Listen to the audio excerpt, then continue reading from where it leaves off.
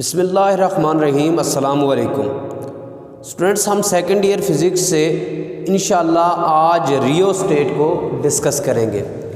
आज हम देखेंगे कि इस टॉपिक में से कौन से इम्पॉर्टेंट शॉर्ट क्वेश्चंस हैं जो आपको एग्ज़ाम में आ सकते हैं, कौन से एमसीक्यूज़ हैं जो आपको बोर्ड एग्ज़ाम में आ सकते हैं। इसी तरह क्या ये topic as a long question आपको एग्ज़ाम में आ सकता है या नहीं। इन सारी चीज़ों को इंशाल्लाह आज के इस लेक्चर में हम डिटेल से डिस्कस करते हैं। तो सबसे पहले हम डेफिनेशन को देखते हैं कि रियोस्टेट हमारे पास होती क्या है। स्टूडेंट्स, रियोस्टेट एक हमारे पास रजिस्टर होता है, लेकिन ये सिंपल रजिस्टर नहीं बल्कि वेरिएबल रजिस्टर होता है।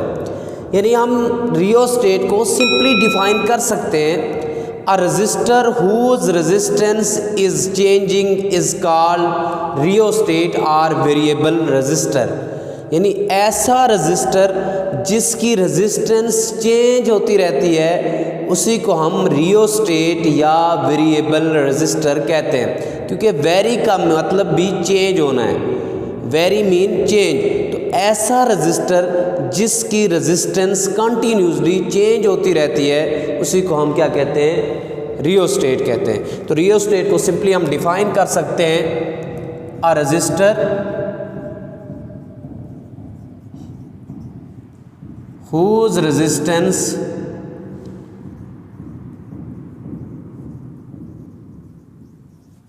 is changing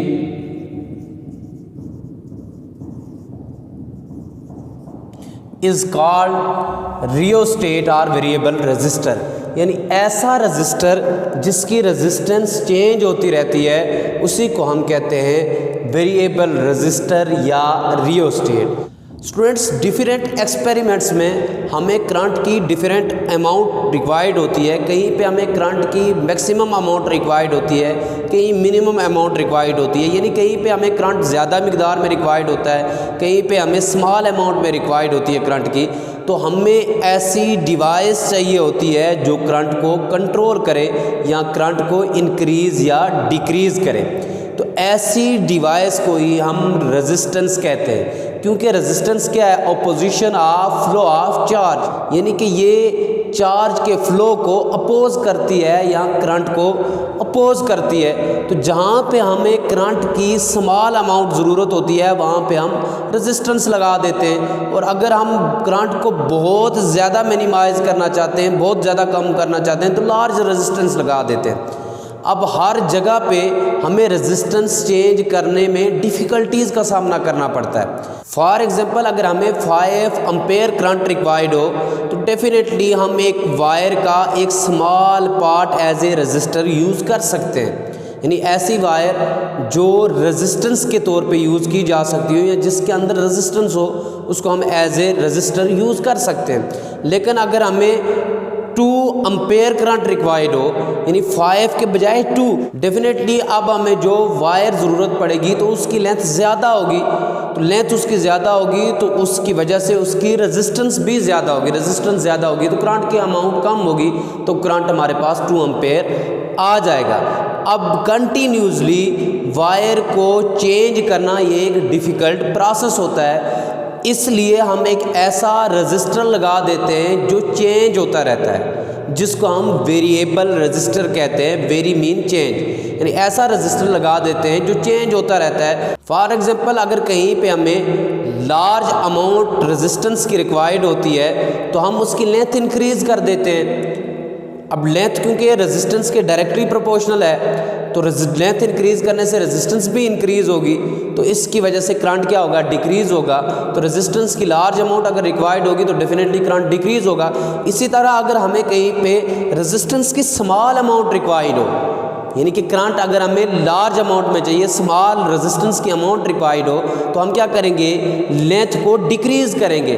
लेंथ को डिक्रीज़ करेंगे तो डेफिनेटली रेजिस्टेंस भी डिक्रीज़ होगी और हमारे पास जो करंट है वो लार्ज अमाउंट में आएगा। स्टूडेंट्स, हमने इसकी डेफिनेशन को देखा, अब हम इसकी कंस्ट्रक्शन को देखते हैं। कंस्ट्रक्शन, अब हम इसकी कंस्ट्रक्शन को देखते हैं। स्टूडेंट्स जो रियोस्टेट होती है ये कंसिस्ट करती है 3 बेसिक पार्ट्स पे। पहला पार्ट है इसका इंसुलेटिंग सिलेंडर,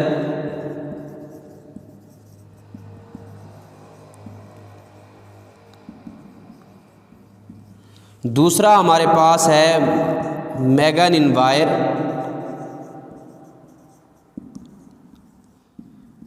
और तीसरा है कनेक्टिंग टर्मिनल्स।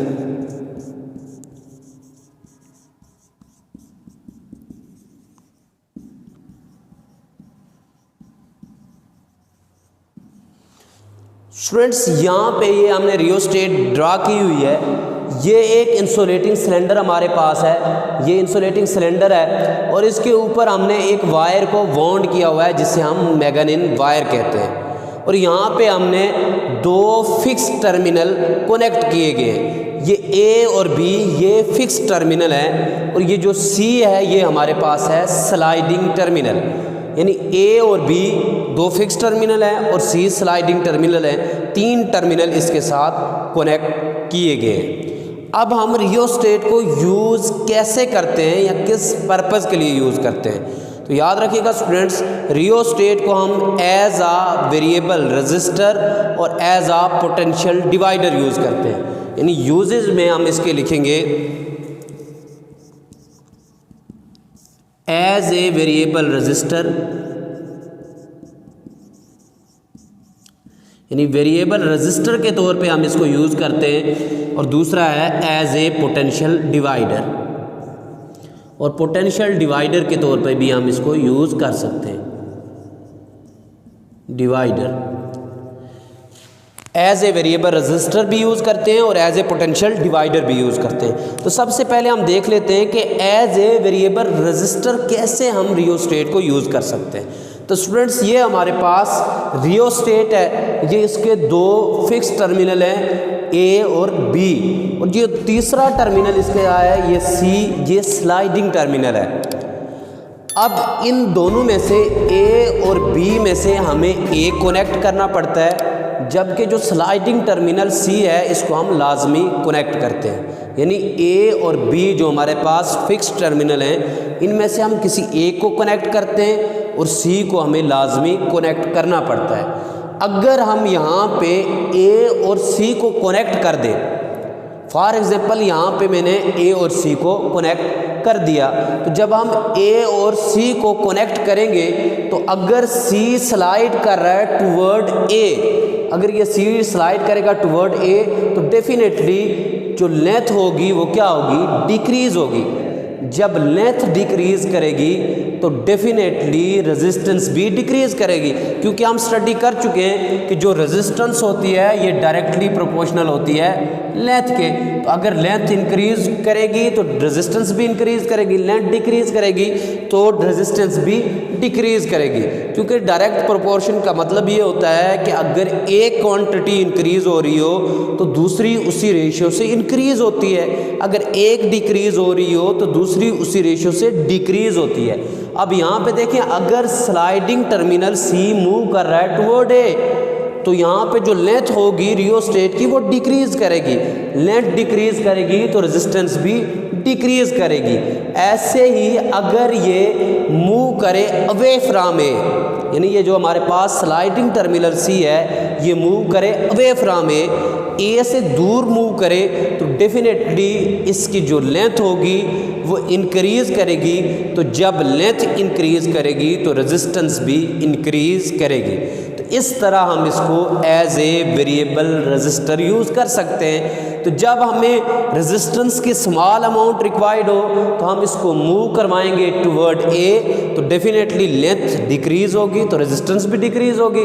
जब हमें large amount of resistance required हो तो इसको हम मूव करवाएंगे अवे फ्रॉम ए, तो डेफिनेटली उस वक्त लेंथ इंक्रीज़ होगी, साथ में रेजिस्टेंस भी इंक्रीज़ होगी। तो इस तरह से हम रियोस्टेट को as a variable resistor use कर सकते हैं। दूसरा स्टूडेंट्स जो हमने इसका यूज़ पढ़ा है वो पढ़ा है एज आ पोटेंशियल डिवाइडर, कि हम इसको पोटेंशियल डिवाइडर के तौर पे भी यूज़ कर सकते हैं। तो पोटेंशियल डिवाइडर के तौर पर कैसे यूज़ कर सकते हैं। यहाँ पे देखिए ये हमारे पास कोई रियोस्टेट है, ये इसके दो फिक्स टर्मिनल हैं ए और बी, और यहाँ पे सी स्लाइडिंग टर्मिनल है। अब यहाँ पे हमने कनेक्ट किया है बी और सी को। सेम ऐसे ही हमने यहाँ पे एक फिक्स टर्मिनल और एक स्लाइडिंग टर्मिनल को कनेक्ट करना है। अब यहाँ पे देखिए हमारे पास फिक्स टर्मिनल ए और बी है, जबकि सी हमारे पास क्या है, ये स्लाइडिंग टर्मिनल है। अब अगर हम इस सी को कनेक्ट कर दें बी के साथ, तो डेफिनेटली जब हम सी को मूव करवाएं टुवर्ड बी तो इसकी लेंथ डिक्रीज़ होगी। लेंथ डिक्रीज़ होने से रेजिस्टेंस भी डिक्रीज़ होगी। और इसी तरह अगर इस सी को हम मूव करवाएं अवे फ्रॉम बी, तो जब हम इसको अवे मूव करवाएंगे तो लेंथ इंक्रीज़ होगी। लेंथ के इंक्रीज़ होने से रेजिस्टेंस भी इंक्रीज़ होगी। अब यहाँ पे जो हमने बी और सी को कनेक्ट किया है, इनके दरमियान जो रेजिस्टेंस है उसको स्मॉल आर से रिप्रेजेंट किया है। और स्टूडेंट्स याद रखिएगा, इसको हमने एक बैटरी से भी कनेक्ट किया है। अब जब हम इसको एक बैटरी से कनेक्ट करेंगे तो इससे करंट फ्लो करेगा। तो जब करंट फ्लो करेगा, यहाँ पे जो करंट की हमारे पास वैल्यू आएगी वो होगी I = V divided by R। हम जानते हैं कि करंट किसके इक्वल होता है, V डिवाइडेड बाई R। अब according to Ohm's law V = IR, और R हमने यहाँ क्या लिया है, B और C टर्मिनल को कनेक्ट किया है, और इनके दरमियान जो रेजिस्टेंस है वो स्मॉल r है, इसलिए यहाँ R की जगह हम लिखेंगे कैपिटल R की जगह स्मॉल r। अब ये हमारे पास आ जाएगा V = I की वैल्यू पुट करें, I किसके इक्वल है, V डिवाइडेड बाई R। तो ये R ऐसे इंटू R, यानी इस इक्वेशन में मैंने I की वैल्यू पुट की है। ये ऐसे ही V = I की जगह मैंने लिखा है V divided by R into R। तो ये हमारे पास रिलेशन आ जाएगा V = R divided by R into V। तो स्टूडेंट्स यहाँ पे देखें, अगर R की वैल्यू इंक्रीज़ होगी तो डेफिनेटली ये पूरा फैक्टर इंक्रीज़ होगा, यानी R डिवाइडेड बाई R ये पूरा फैक्टर इंक्रीज़ होगा, और उससे जो वोल्टेज है या पोटेंशियल डिफरेंस है वो भी इंक्रीज़ होगी।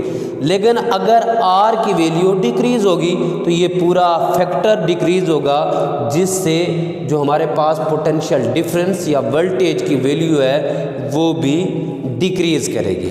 तो स्टूडेंट्स हमने आज डिस्कस किया रियोस्टेट को। तो हमने पढ़ा कि हम रियोस्टेट को कैसे एज ए वेरिएबल रजिस्टर और पोटेंशियल डिवाइडर के तौर पर यूज़ कर सकते हैं। तो स्टूडेंट्स ये लॉन्ग क्वेश्चन के तौर पे भी आ सकता है। इसके अलावा इसमें से कुछ इंपॉर्टेंट शॉर्ट क्वेश्चंस भी बन सकते हैं। For example, how can we use a rheostat as a variable resistor, या ऐसे भी आ सकता है, how can we use a rheostat as a potential divider. Rheostat की डेफिनेशन भी आ सकती है। इसी तरह इस टॉपिक से MCQs भी पूछे जा सकते हैं। तो स्टूडेंट्स आज का जो हमारा टॉपिक था रियोस्टेट वो अपने इख्तिताम को पहुंच चुका है। इंशाल्लाह नेक्स्ट लेक्चर में एक नए टॉपिक से आपसे फिर मुलाकात होगी। तब तक के लिए अल्लाह हाफ़िज़।